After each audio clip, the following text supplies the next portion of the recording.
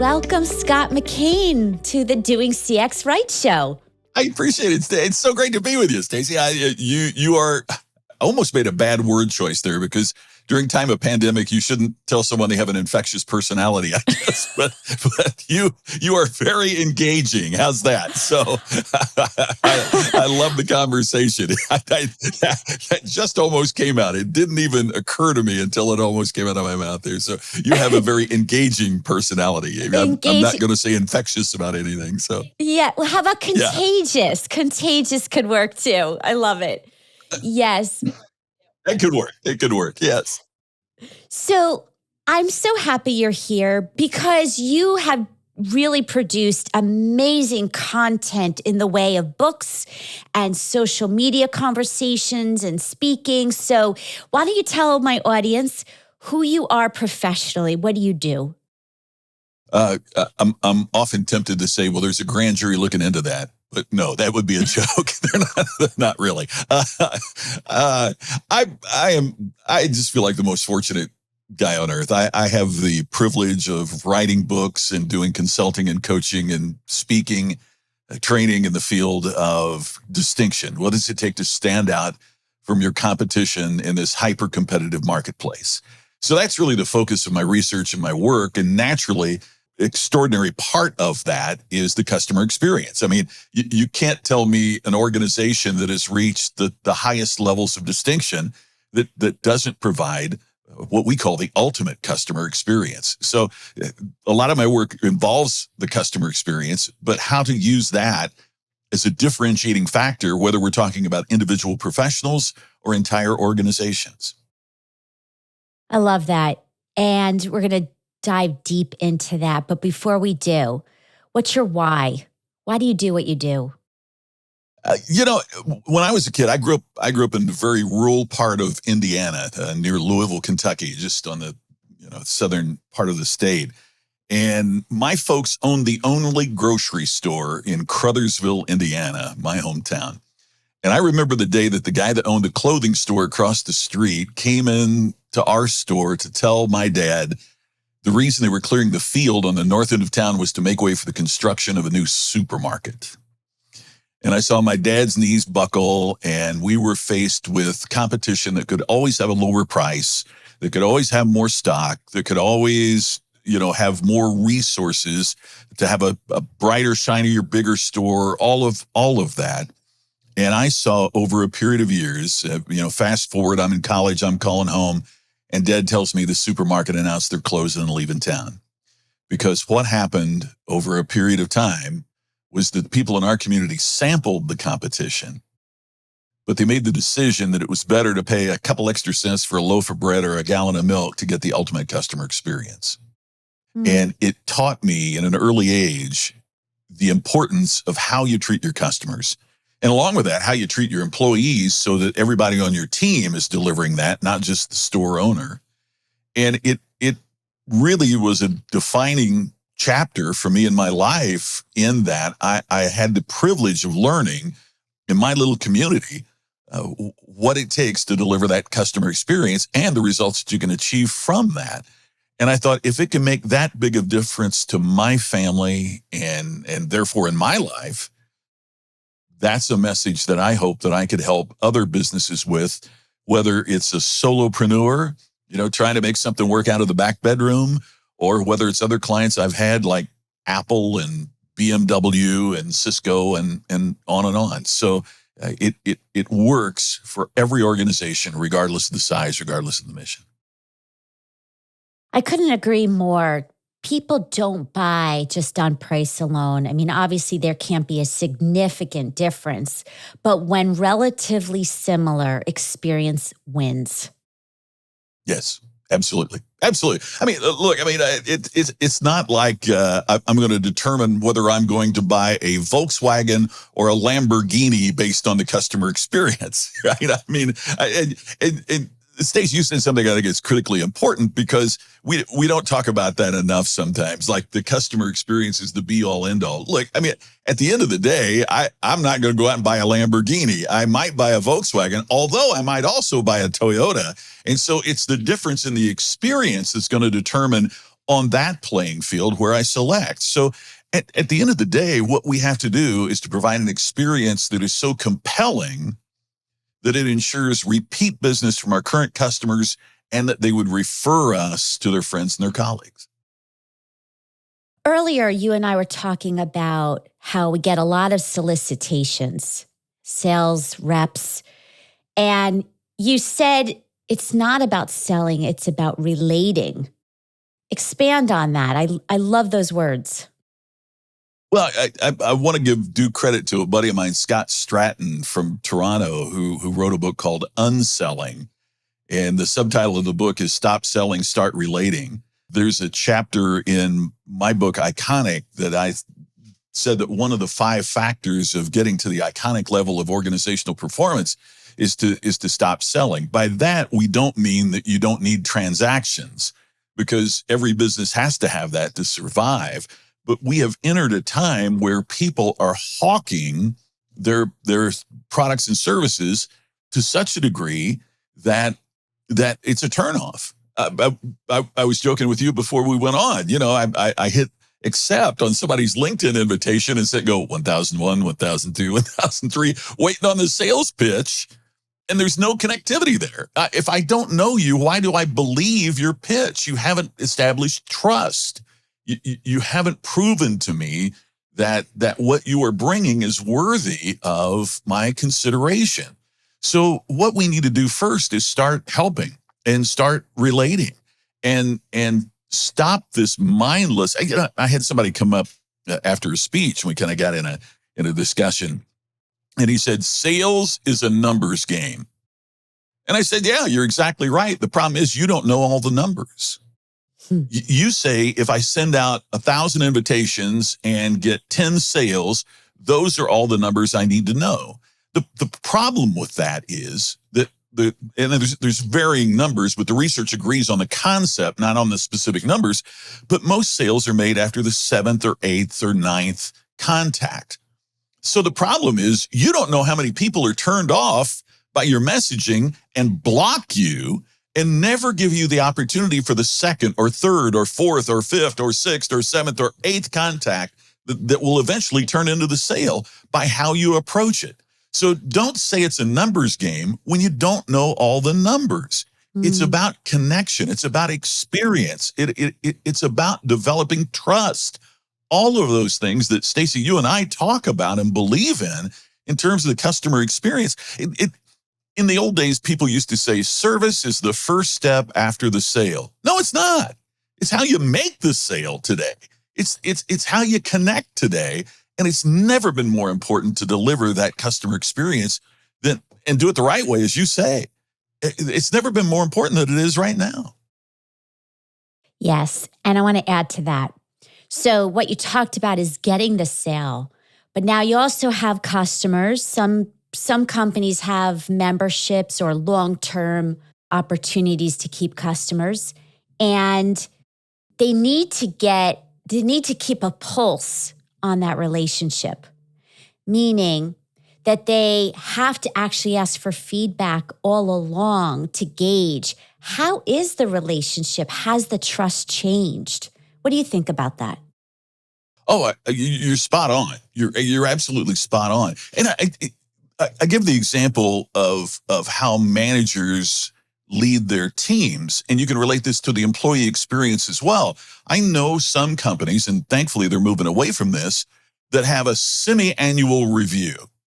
So if one of their colleagues does something that they want to talk to them about, they write it down and wait 6 months before they bring it up. And the employee continues to make that same mistake over and over. I mean, it's absolutely ridiculous. We need constant ongoing feedback. As employees, we need it. As customers, we need to provide it. And they need to be listening to it. I think that one of the major areas that prevents us from delivering what customers really want is we think we know what they want, so therefore we don't ask them and then listen to them.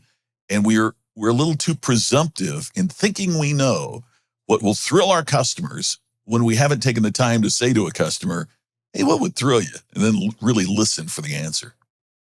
There's also, I've been told, I don't want to know because we know things are broken or there's pain points. We haven't fixed them yet, so I'm better off not asking.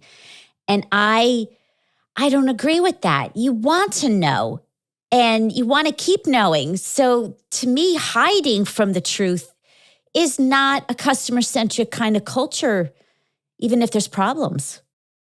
Oh, you're so right. And, there's another aspect to that as well, to piggyback on that. And that is there was research at Texas A&M University that said that many employees are afraid to bring these problems to their bosses because the boss will assume that they're a negative employee.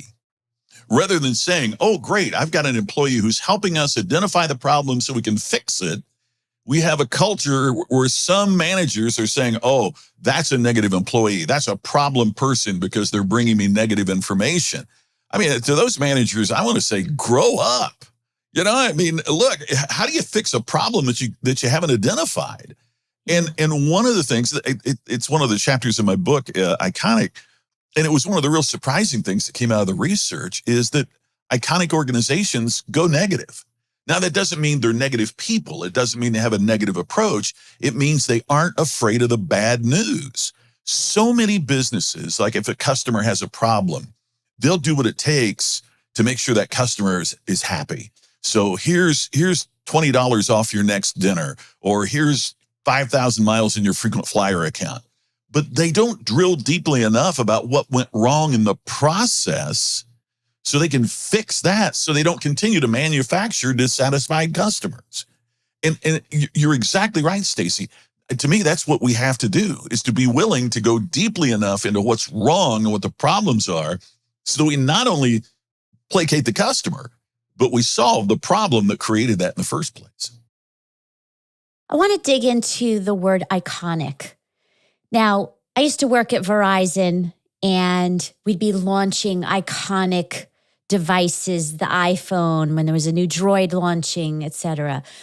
Not every brand has in their minds that device, that iconic product. But yet, every business can be and deliver an iconic experience. So help listeners understand, what does iconic mean, and how do you relate that when you're not that big famous brand? You bet. And I in the book, I try to use some examples. When I first started writing the book, one of my little rules, and I didn't achieve it 100%, but one of my little rules is I'm not going to mention Apple or Southwest Airlines or Amazon or Nordstrom or all the ones that we talk about all the time. So I almost made it, not quite. But to me, there are 4 levels, Stacey.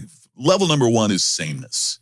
And that's where the customer can't tell any difference from you and your competition other than the price that you charge. And I think that's the single worst place to be in business. The next level up would be differentiation. And I hear people say, oh, you got to be different. Well, if I slap every customer in the face, I'm different. But it does mean they're going to come back and buy from me, or that they want to repeat the experience, right? So I see some companies that say, oh, we're differentiated, but it's not at a level that has traction and meaning for the customer. And that's all that counts.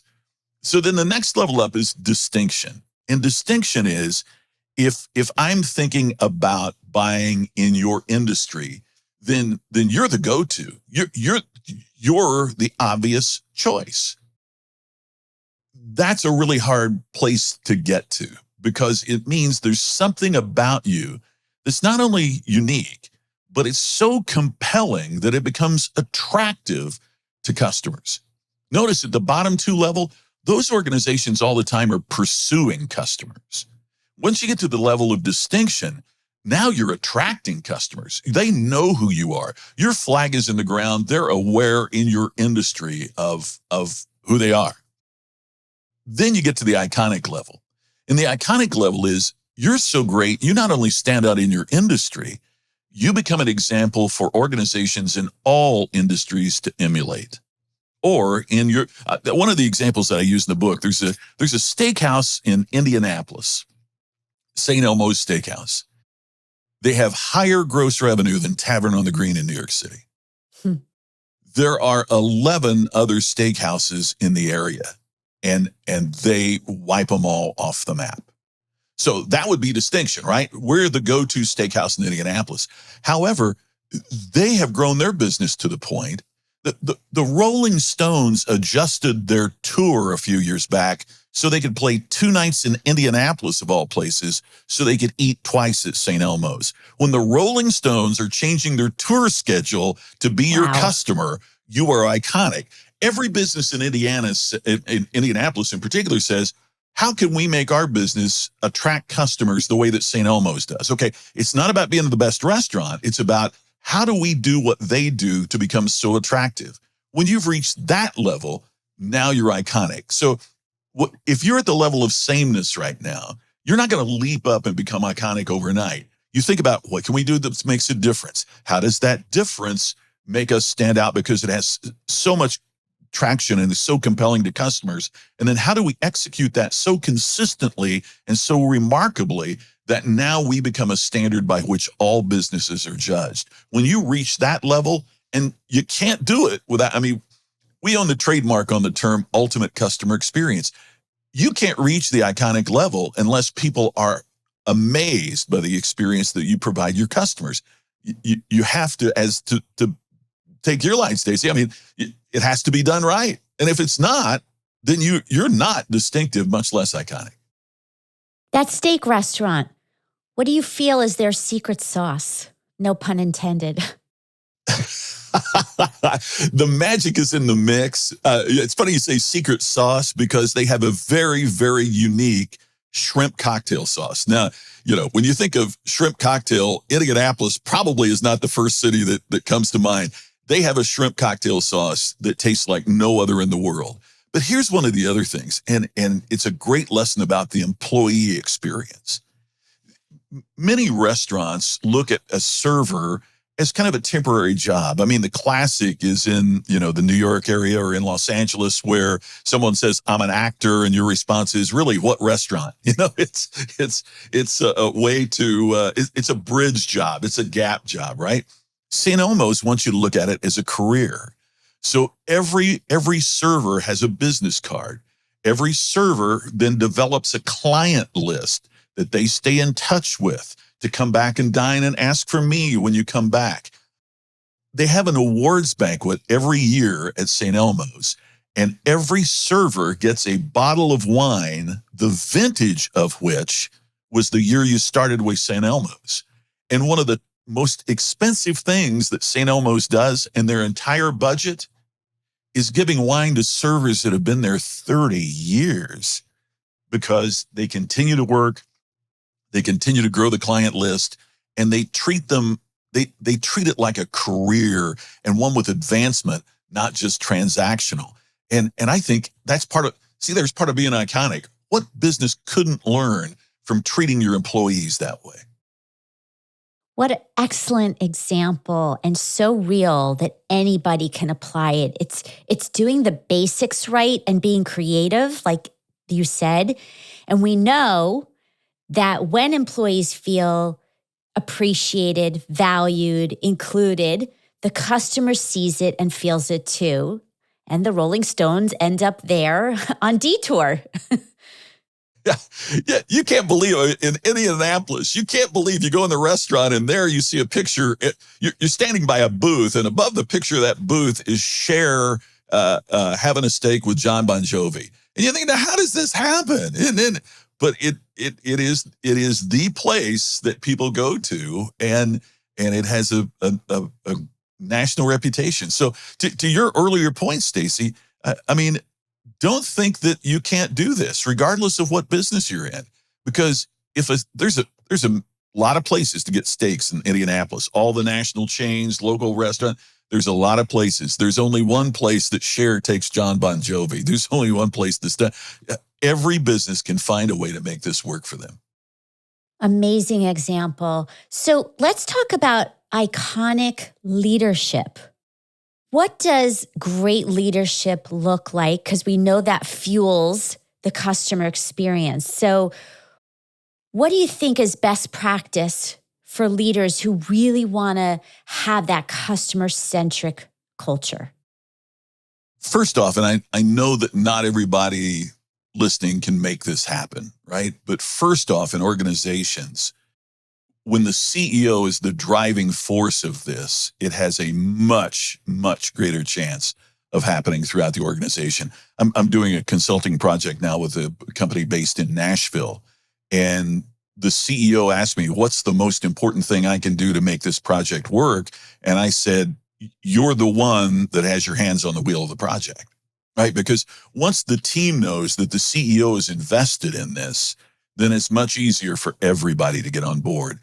When it becomes who we are, not just something we do, that difference is subtle, but yet it is so impactful. The second thing about leadership, I think, and this sounds so simplistic, but it's so critical, is for leaders to give respect before they demand it in return. I see so many leaders who want to be treated like the CEO. They want to be treated like the leader. Don't you know who I am? That just doesn't work in today's world. We are a more diverse. We are a more. I'm searching for the right word, but we are a different workforce. And if we don't treat people with the respect and understand the importance of diversity, I don't know how we make it in today's world with today's workforce. And I've found that even if we don't get all of the terminology right, even if we bumble sometimes in the practice, when we're open and humble and sincere and offer that respect to others before we think we're going to get it in return, that leaders can go a long way with making great things happen with their team. Well said. Simon Sinek, one of my favorites, says leaders eat last. Do you agree with that? Totally. Yeah, absolutely.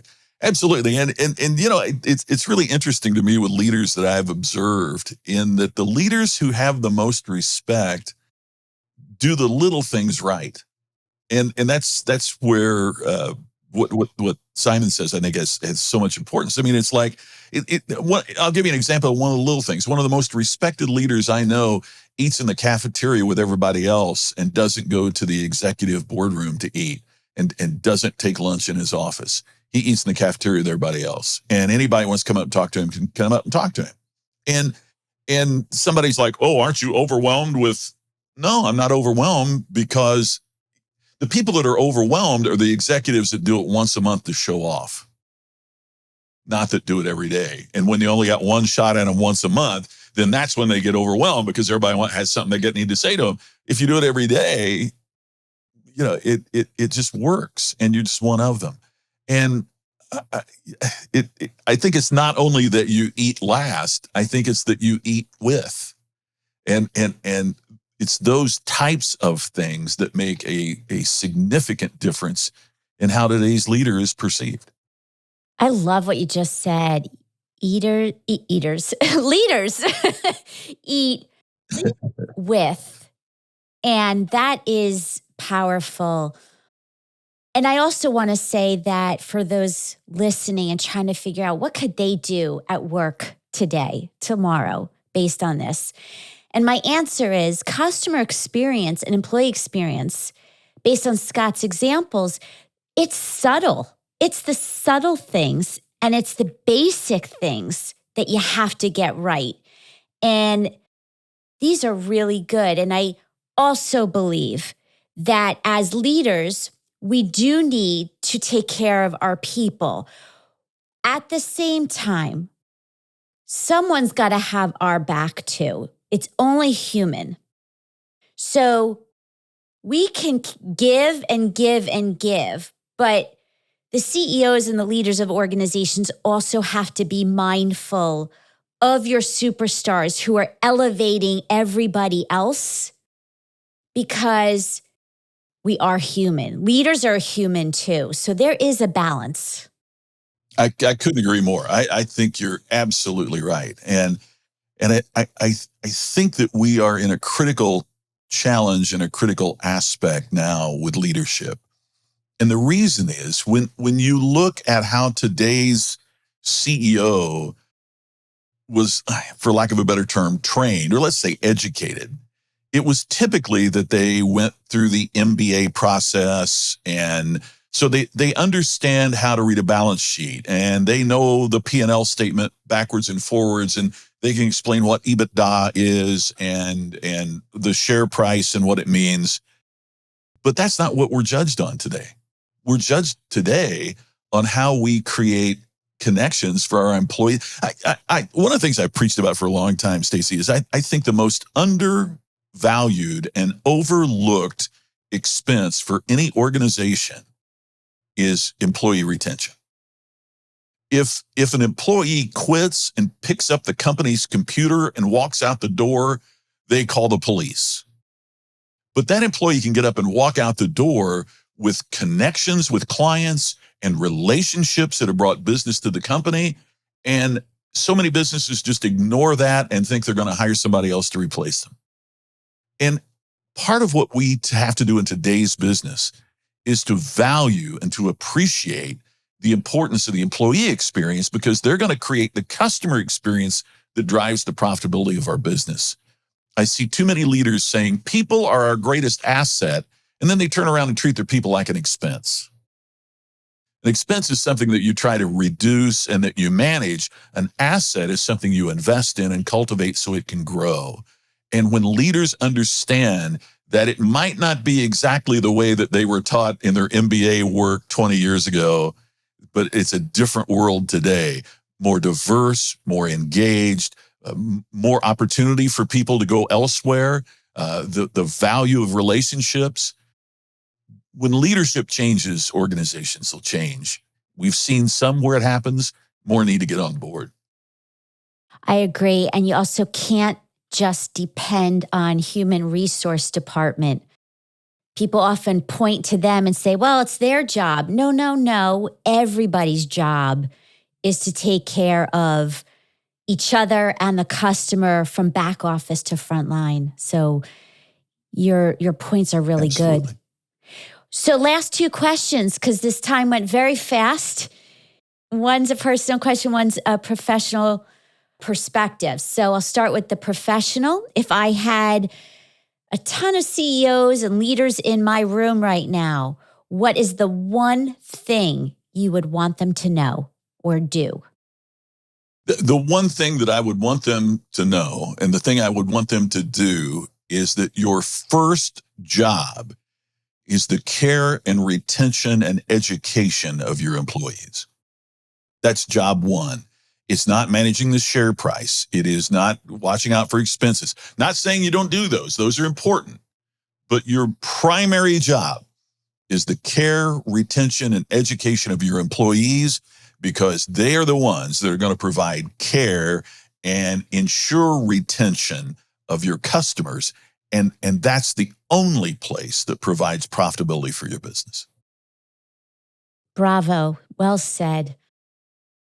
And finally, if you could go back to your younger self, Scott, your 20-year-old self, what you know now that you didn't know then, what would you tell Scott? From a professional standpoint, for my career, the first thing, Stacey, that popped in my head is write your book sooner.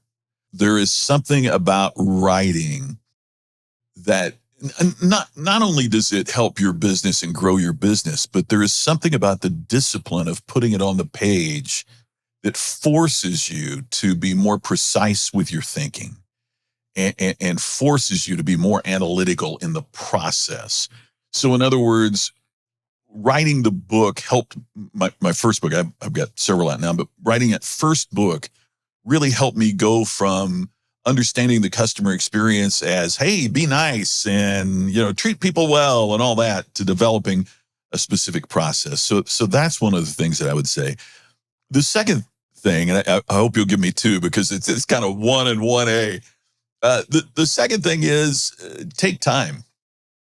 Take time to appreciate. Don't be so ambitious that you miss the good stuff along the way. I lost my first wife. We were married 25 years, and I lost her to ovarian cancer. And one of the regrets there's really only one. I mean, one of the things is we got to say everything, right? So there's nothing that I wish, we would have said. But we always wanted to go to Italy, and we were always going to make time to do it. And then there was a time that we couldn't do it.